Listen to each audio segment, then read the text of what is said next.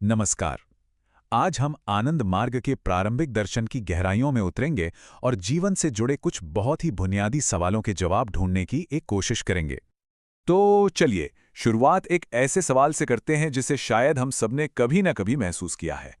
श्री श्री आनंद मूर्ति का ये जो विचार है, वो बिल्कुल इसी बात पर रोशनी डालता है।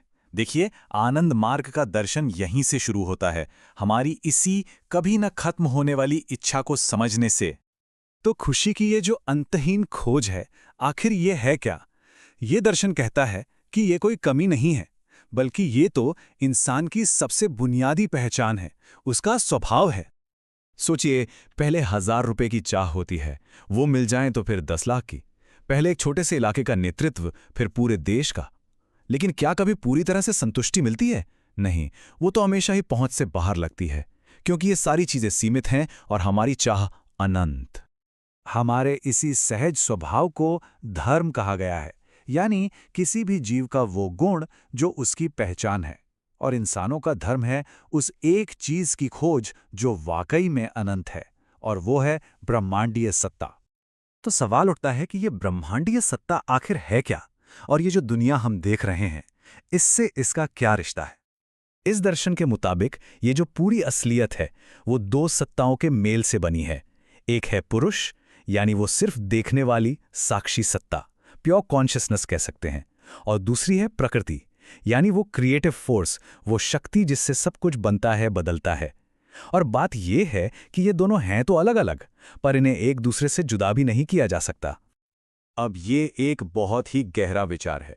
इसका मतलब ये हुआ कि ये जो ब्रह्मांड हमें दिख रहा है ना, ये कोई ठोस भौतिक रचना नहीं है, बल्कि ये उस ब्रह्मांडीय चेतना यानी पुरुष के मन में चल रही एक कल्पना है, एक थॉट प्रोजेक्शन। इसे ऐसे समझिए जैसे कोई जादूगर एक शो दिखा रहा हो और उसके प्रभाव में बैठे दर्शकों को वो काल्पनिक शो बिल्कुल असली लग रहा है। ठीक वैसे ही ये दुनिया हमें असली लगती है, क्योंकि हमारे अपने मन भी उसी एक ब्रह्मांडीय मन का हिस्सा है। अच्छा, अगर ये पूरा ब्रह्मांड एक ब्रह्मांडीय विचार है, तो फिर हम सब प्राणियों की इसमें क्या भूमिका है? हमारा क्या स्थान है? देखिए, ये जो सृष्टि है, ये एक चक्र में चलती है। पहले ब्रह्मांडीय मन सूक्ष्म से स्थूल की ओर जाता है, मतलब चेतना धीरे धीरे ठोस पदार्थ का रूप लेती है। फिर ये यात्रा पलट जाती है और सृष्टि निर्जीव पदार्थ से वापस चेतना की तरफ बढ़ती है, पहले पौधों के रूप में, फिर जानवरों और आखिर में इंसानों के रूप में। और इसी विकास के सबसे ऊंचे स्तर पर हमारी अपनी चेतना यानी आत्मा का जन्म होता है। असल में ये उसी एक बड़ी ब्रह्मांडीय चेतना की परछाई है जो इंसानों में सबसे साफ तौर पर दिखाई देती है। तो फिर मानव जीवन का मकसद क्या हुआ? इस दर्शन के हिसाब से हमारा मकसद है सचेत रूप से इस यात्रा को पूरा करना और वापस अपने स्रोत यानी उस ब्रह्मांडीय चेतना तक पहुंचना। इसी रास्ते को अंतर्ज्ञान का मार्ग कहा गया है। इस मकसद को पूरा करने के लिए जो सचेत कोशिश की जाती है, उसे साधना कहते हैं।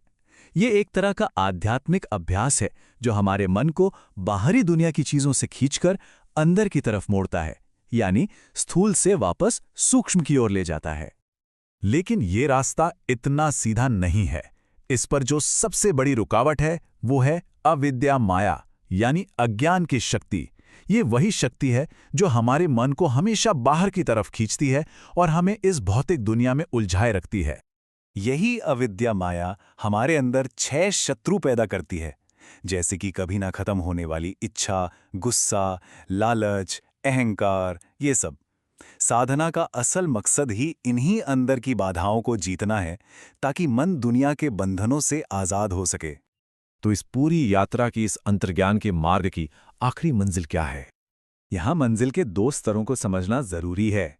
एक है मुक्ति, जो एक टेम्पररी मिलन है, जिसके बाद जन्म मृत्यु के चक्र में वापस लौटना पड़ता है। लेकिन जो असली और अंतिम लक्ष्य है, वो है मोक्ष, यानी चेतना का हमेशा के लिए विलय हो जाना और इस चक्र से पूरी तरह आजादी पा लेना। तो कुल मिलाके ये पूरी यात्रा अपने असली स्वभाव की ओर लौटने की है, अपने धर्म को जीने की है, और यही सृष्टि के होने का मूल उद्देश्य भी पूरा करती है। तो ब्रह्मांड के इस विशाल उद्देश्य को समझने के बाद बात घूम फिरकर एक बहुत ही निजी सवाल पर आ जाती है कि एक व्यक्ति का, मेरा या आपका असल और सहज उद्देश्य क्या है? शायद इसी सवाल के जवाब में अनंत सुख की वो खोज पूरी होती है।